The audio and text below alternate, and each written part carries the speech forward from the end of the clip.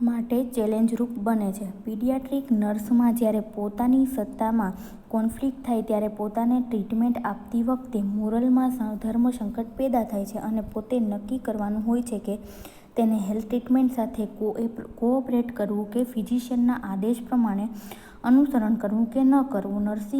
Nursing practice અને child care માટે legal issue જેવા કે કન્ઝ્યુમર પ્રોટેક્ટ એક્ટ, માલ પ્રેક્ટિસ અને નેગ્લિજન્સી કે જે ગ્રેટ ચેલેન્જ છે. એટલે ઘણી વખત એવું થાય છે કે કોન્ફ્લિક્ટ ઊભા થાય છે. એટલે કે નર્સને છે ઘણા બધા વિચાર આવે છે કે ટ્રીટમેન્ટ છે જેમ ચાલે છે એમ ચાલવા દેવી કે ચાઇલ્ડનો બેનિફિટ જોવો કે એના જે કોઈ મોરલ હોય છે, એના સિદ્ધાંતો છે એની જોડે એને કઈ રીતના એડજસ્ટ કરવું, તે બધા એક ચેલેન્જ રૂપે ઊભા થાય છે. અને અમુક વખત છે ફિઝિશિયને જે કંઈ પણ આદેશ આપ્યા હોય તે બાળક માટે ઘણી વખત બેનિફિશિયર કરતાં વધારે નુકસાનકારક છે. તો એને જે કંઈ પણ આદેશ આપવામાં આવ્યો છે તેનું પાલન કરવું કે ના કરવું તે તેના માટે એક ધર્મસંકટરૂપ અથવા તો ચેલેન્જિંગ બને છે. તેમાં ઘણી વખત લીગલ ઇસ્યુ જોવા મળે છે જેવા કે કન્ઝ્યુમર પ્રોટેક્ટ એક્ટ કે જે કંઈ પણ બાળક છે, ચાઇલ્ડ છે, તેની પાસે ટ્રીટમેન્ટ માટે અથવા તો નર્સિંગ કેર માટે આવ્યું છે તો તેને એક ક્વોલિટી કેર મળવી જોઈએ. અથવા તો માલ પ્રેક્ટિસ ઘણી વખત થાય છે. માલ પ્રેક્ટિસ એટલે ઘણી વખત ગેરરીતિઓ થતી હોય છે, નેગ્લિજન્સીઓ થતી હોય છે. નેગ્લિજન્સી એટલે કે ઘણી વખત ટ્રીટમેન્ટની અંદર બેદરકારી રાખવામાં આવે છે. એને શું કહેવાય, એક ચેલેન્જ કેર ગણવામાં આવેલી છે. પોવર્ટી અને ઇલિટરસી આ બંને ચાઇલ્ડ હેલ્થના ઇમ્પ્રુવમેન્ટ માટે અડચણરૂપ છે. આવી સિચ્યુએશનમાં હોસ્પિટલ અને કમ્યુનિટીમાં ચાઇલ્ડના પ્રોટેક્શન માટે નર્સે કોન્ફિડન્સ હોવો જોઈએ. હવે ઘણી વખત ઇલિટરસી અને પોવર્ટીના કારણે ચાઇલ્ડની હેલ્થ સામે ઘણી વખત છે એડજસ્ટમેન્ટ કરવું પડતું હોય છે અથવા તો અડચણરૂપ આવે છે. ઘણી વખત છે માતા પિતા પોવર્ટીના કારણે બાળકને બરાબર છે ટ્રીટમેન્ટ ના અપાવી શકતા હોય, ઇલિટરસીને કારણે તે એવી વાતોમાં વિશ્વાસ ના કરતા હોય જેથી કરીને નર્સે એને કોઓપરેટ કરવા અથવા તો તેની જોડે કમ્યુનિકેશન કરવું છે અઘરું બને છે. જેથી કરીને આ માટે આવી સિચ્યુએશનમાં ચિલ્ડ્રન સાથે એડજસ્ટ કરવું પડે છે અને પોતાની ફિલિંગ અને ટોલરન્સ માટેની શક્તિ ડેવલપ કરવી પડે છે. એટલે કે પોતાની ફિલિંગ અથવા તો એની ભાવનાઓ છે તે અને ઘણી વખત સહન શક્તિ છે એ વધારવી પડે છે. એ પણ એક ચેલેન્જ છે. ચિલ્ડ્રનની ક્વોલિટી કેર માટે મેડિકલ અને નર્સિંગ પ્રેક્ટિસમાં જે કોમ્પ્લિસિટીમાં વધારો થાય છે તે માટે હાઈલી સ્પેશિયલાઇઝ એક્સપર્ટ અને કમ્પેટન્સ પ્રેક્ટિશનરની જરૂરિયાત હોય છે, જેના માટે બેટર નોલેજ અને એજ્યુકેશનની જરૂર હોય છે જે ચાઇલ્ડ હેલ્થના ઇમ્પ્રુવમેન્ટમાં મદદરૂપ થાય છે. એટલે કે જે ચાઇલ્ડને કેરની ક્વોલિટી વધારવા માટે, એની કોમ્પ્લિસિટી વધારવા માટે બેટર નોલેજની જરૂર પડે છે. તેના માટે હાઈલી સ્પેશિયલાઇઝ એક્સપર્ટ અને કોમ્પેટન્ટ પ્રેક્ટિશનરની જરૂરિયાત ઊભી થાય છે જે હાઈલી સ્પેશિયલાઇઝ નોલેજ ધરાવતા હોય છે અને બેટર એજ્યુકેશન આપી શકે તેવા હોય છે, જે શું કરે છે ચાઇલ્ડની હેલ્થની અંદર ઇમ્પ્રુવમેન્ટ લાવવા માટે મદદ કરે છે. Then principle to remember with deal with the parents and sick children. Sick children તેમજ તેમના માતા પિતા સાથે વર્ક કરતી વખતે કયા સિદ્ધાંતો અથવા તો પ્રિન્સિપાલ છે તે ધ્યાનમાં રાખવા જરૂરી છે. એમાં ફર્સ્ટ વન, નર્સે શરૂઆતથી જ બાળક તેમજ તેના પેરેન્ટ્સ સાથે સારી વર્કિંગ રિલેશનશિપ કેળવવી જોઈએ. એટલે કે જ્યારે બાળક છે એ હોસ્પિટલાઇઝ થાય અથવા તો એડમિટ થાય ત્યારે શરૂઆતથી જ નર્સે તેની સાથે કામ કરતી વખતેની જે કંઈ પણ રિલેશનશિપ છે, કમ્યુનિકેશન છે એ શરૂઆતથી જ કેળવી લેવું જોઈએ. ધેન સેકન્ડ, નર્સનું બિહેવિયર મિનિંગફુલ હોવું જોઈએ. નર્સ જે કોઈ પણ પરિસ્થિતિમાં અથવા તો સિચ્યુએશનમાં જે બિહેવિયર કરે છે તે જરૂરી હોવું જોઈએ. વિધાઉટ એની રીઝન તેના પેરેન્ટ્સને અથવા તો ચિલ્ડ્રન સાથે તે ગેરવર્તણૂક કરી શકે નહીં. નર્સ બાળક તેમજ તેના પેરેન્ટ્સને જે પરિસ્થિતિમાં હોય તે રીતે સ્વીકારવી જોઈએ. એટલે કે બાળક છે તે જે કોઈ પણ પરિસ્થિતિમાં હોય, જે કોઈ પણ ડિસીઝ કન્ડિશનમાંથી પસાર થતો હોય કે બાળકના છે પેરેન્ટ્સ છે ઇકોનોમિકલી રીતે સારી પરિસ્થિતિમાંથી આવતા હોય કે નબળી પરિસ્થિતિમાંથી આવતા હોય તે બધી બાબતોનો સ્વીકાર કરવો જોઈએ. 4th વન, નર્સ બાળક તેમજ તેના પેરેન્ટ્સ પ્રત્યે સહાનુભૂતિ કેળવવી જોઈએ તેમજ તેની ફિલિંગ પ્રત્યે ધ્યાન આપવું જોઈએ. એટલે કે બાળક અને તેના પેરેન્ટ્સને જે કાંઈ પણ પ્રોબ્લેમમાંથી પસાર થતા હોય અથવા તો જે કાંઈ પણ સ્ટ્રેસફુલ ઇવેન્ટમાંથી એ પસાર થતા હોય તે સમયે તેને સહાનુભૂતિ આપવું જોઈએ, સાથ અને સહકાર આપવો જોઈએ અને તેની જે કાંઈ પણ ફિલિંગ છે તે પછી દુઃખની હોઈ શકે કે સ્ટ્રેસની હોઈ શકે તેના પ્રત્યે ધ્યાન આપવું જોઈએ. તેના પ્રોબ્લેમ્સ જાણવા જોઈએ અને ઉકેલવા પ્રયત્ન કરવો જોઈએ. જે ચાઇલ્ડ છે જે એડમિટ થયું છે, હોસ્પિટલાઇઝ થયું છે, તેના પ્રોબ્લેમ્સ અને તેને રિલેટેડ તેના ફેમિલી મેમ્બર અથવા તો એના પેરેન્ટ્સ છે તેના પ્રોબ્લેમને જાણવા જોઈએ અને તેનો ઉકેલ લાવવા માટે પ્રયત્નશીલ રહેવું જોઈએ. નર્સે પેરેન્ટ્સના અધિકાર તેમજ નિર્ણય સાથે સહમત થવું જોઈએ. અમુક વખત છે તે નર્સે શું થવું જોઈએ, તેના પેરેન્ટ્સ અથવા તો જે ચાઇલ્ડ છે એડમિટ થયેલું છે તેના પેરેન્ટ્સના અમુક ડિસિઝનો છે.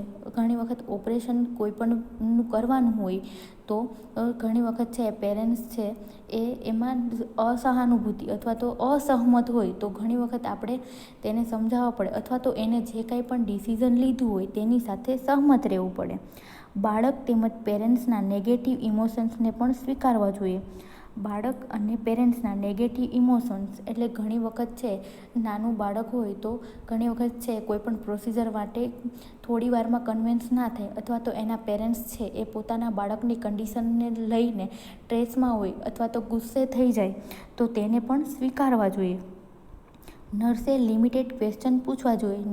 નર્સે છે એ ક્વેશ્ચન છે લિમિટેડ પૂછવા જોઈએ. એ ક્વેશ્ચન એવા પૂછવા જોઈએ કે જે બાળકની આપણે કેર પ્લાનમાં યુઝ કરી શકીએ અથવા તો બાળક માટે આપણે એ ઇન્ફોર્મેશન મેળવવી છે એ જરૂરી બને એટલા જ ક્વેશ્ચન પૂછવા જોઈએ. કોઈ પર્સનલ ક્વેશ્ચન પૂછવા ન જોઈએ. નર્સે બાળકને તેમજ તેના પેરેન્ટ્સ સમજી શકે તેવી ભાષામાં ઉપયોગ કરવો જોઈએ. નર્સે કેવી લેંગ્વેજ યુઝ કરવી જોઈએ તો કે બાળક છે બાળકની એજ અથવા તો એના ડેવલપમેન્ટ પ્રમાણે અને એના પેરેન્ટ્સ છે કઈ કમ્યુનિટીમાંથી આવે છે એ રીતના એવી સમજી શકે એવી સરળ લેંગ્વેજ અથવા તો ભાષામાં એની જોડે વાત કરવી જોઈએ. હેલ્થ ટીમ મેમ્બર સાથે પણ સહકારથી વર્ક કરવું જોઈએ. બાળકના પ્રોબ્લેમ્સ ડિસ્કસ કરવા તથા પેરેન્ટ્સને પોતાનાપણું ફીલ થાય તે રીતે મદદ કરવી જોઈએ.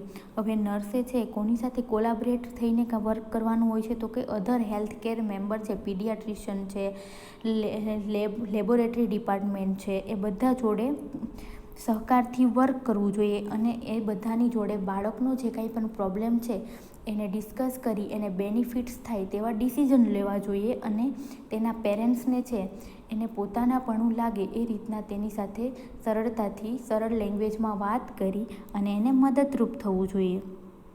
ટૂંકમાં નર્સનો હેતુ ફક્ત પ્રોબ્લેમ સોલ્વ કરવો એટલું જ નહીં પરંતુ તેમજ તેના પેરેન્ટ્સ જાતે પ્રોબ્લેમ સોલ્વ કરી શકે તેવી એબિલિટી ડેવલપ કરવા પ્રયત્ન કરવો જોઈએ. એટલે કે એના પેરેન્ટ્સની અંદર પણ એને પોતાના બાળકને કેર આપી શકે એવી એબિલિટી ક્રિએટ થાય એ માટે પણ મદદરૂપ થવું જોઈએ.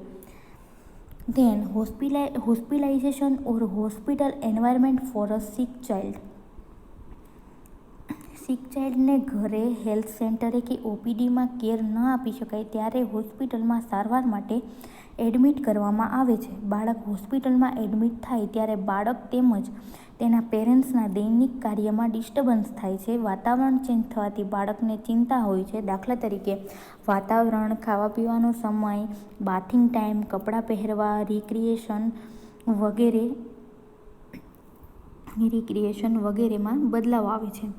હવે જે કોઈ પણ બાળક છે એ સિક હોય એટલે કે બીમાર પડે ત્યારે તે કોઈ પણ હેલ્થ સેન્ટરમાં એની ઇલનેસ છે એ ક્યોર ન થઈ શકે. કોઈ પણ ઓપીડીમાં કોઈ પણ હોસ્પિટલમાં બતાવવાથી અથવા તો મેડિસિન્સ લેવાથી ત્યારે એનો પ્રોબ્લેમ છે એ સોલ્વ ના થાય ત્યારે બાળકને હોસ્પિટલાઇઝ એટલે કે હોસ્પિટલની અંદર દાખલ કરવામાં આવે છે અથવા તો એડમિટ કરવામાં આવે છે. બાળક હોસ્પિટલમાં એડમિટ થાય ત્યારે તેની જે દૈનિક કાર્ય હોય છે તેના અથવા તો તેના પેરેન્ટ્સના એમાં દખલ ઊભી થાય છે. જો બાળક છે એ ડેઇલી આંગણવાડીમાં જતો હોય અથવા તો સ્કૂલ ગોઈંગ ચિલ્ડ્રન હોય તો તેની દિનચર્યામાં ફેરફાર થાય છે અને તેના પેરેન્ટ્સની દિનચર્યામાં પણ ફેરફાર થાય છે અને તેની વાતાવરણમાં ફેરફાર થાય છે અને બાળક છે એ પોતાના બાળક છે એ પોતાની જે કંઈ પણ પોઝિશન છે, સિચ્યુએશન છે, તેના માટે તે ચિંતામાં રહે છે. વાતાવરણમાં ખાસ ખાવા પીવાનો સમય, બાથિંગ ટાઈમ, કપડાં પહેરવા, રિક્રિએશન વગેરેમાં બદલાવ આવે છે. જેમ કે એની આજુબાજુનું એન્વાયરમેન્ટ, ત્યાં તેના આજુબાજુના ફ્રેન્ડ્સ છે એ અવેલેબલ નથી, એની સ્કૂલ ફ્રેન્ડ છે એ પણ અવેલેબલ નથી, એને ખાવા પીવાના ટાઈમમાં પણ ચેન્જીસ આવે છે, નાહવાના ટાઈમમાં પણ ચેન્જીસ આવે છે, કપડાં ચેન્જ કરવાના ટાઈમમાં પણ ચેન્જીસ આવે છે અને રિક્રિએશન વગેરેમાં બદલાવ આવે છે.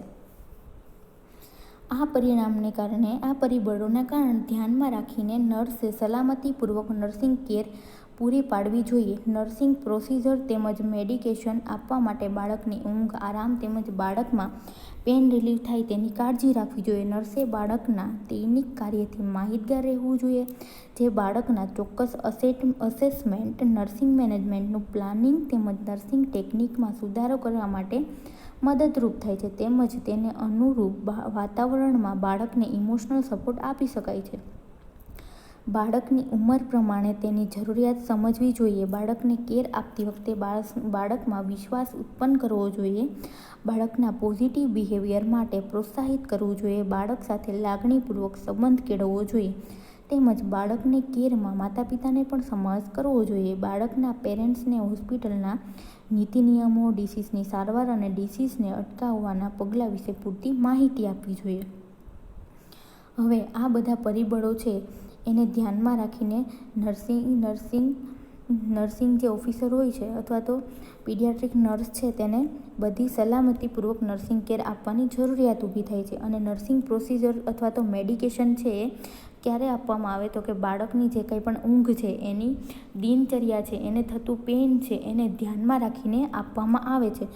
અને એટલે એક્ઝામ્પલ તરીકે જ્યારે બાળકનો ઊંઘવાનો ટાઈમ હોય ત્યારે તેને ડિસ્ટર્બ કરીને આપણે જે કંઈ પણ પ્રોસિજર છે એ પરફોર્મ કરીએ તે યોગ્ય ના ગણે. એટલે એ બધી ઇન્ફોર્મેશનને ધ્યાનમાં રાખીને એની કેર પ્રોવાઈડ કરવામાં આવે છે. અને એવી જરૂરી ઇન્ફોર્મેશન છે એ ચાઇલ્ડ વિશે મેળવવી જોઈએ, જેથી કરીને આપણે તેનો એ માહિતીનો અથવા તો ઇન્ફોર્મેશનનો યુઝ છે એ નર્સિંગ કેર પ્લાન બનાવવામાં કરી શકીએ, જેથી કરીને તેનું જે કંઈ પણ ઇફેક્ટ છે, બેનિફિટ છે એ સારા મળે અને બાળક છે એ એક પોઝિટિવ બિહેવિયર કરવા માટે પ્રોત્સાહિત થાય છે અને તે પોતે જે કાંઈ પણ કન્ડિશનથી સફર થાય છે તેમાંથી તે જલ્દી સાજો થશે તેવો તેને વિશ્વાસ ઉત્પન્ન થાય છે.